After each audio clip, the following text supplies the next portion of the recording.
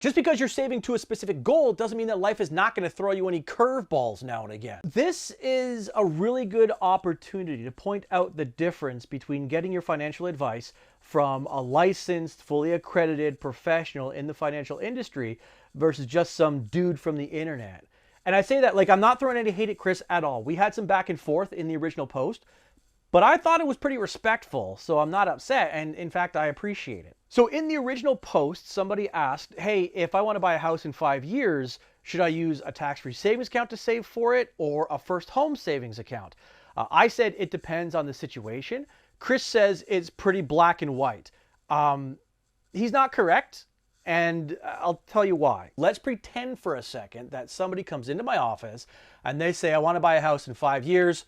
Should I go first home savings account or tax-free savings account? And then after asking them a couple of questions, I discover that they have no emergency fund, they have no savings or investments. This first home savings account is going to be the only form of savings or investing that they are going to have. Now, just because you're saving to a specific goal doesn't mean that life is not going to throw you any curveballs now and again. So 3 years into saving for a house, they're hit with some kind of major car repair and they got to pay $2,500 for it. Now, their credit cards are maxed out and the first home savings account is their only form of savings. Well, where do you think they're going to pull that $2,500 from? The first home savings account is their only option. But here's the problem. Like, you can't just do that.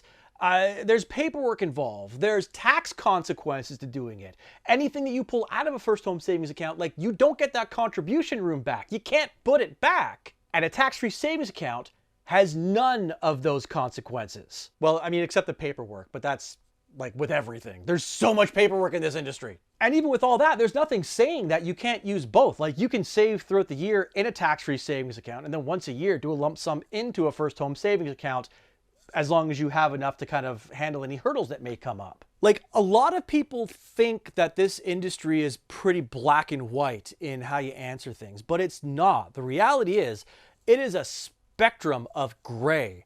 And anybody who tells you otherwise and talks in absolutes is just incorrect. Not all financial advice is created equal. Be careful where you get yours from.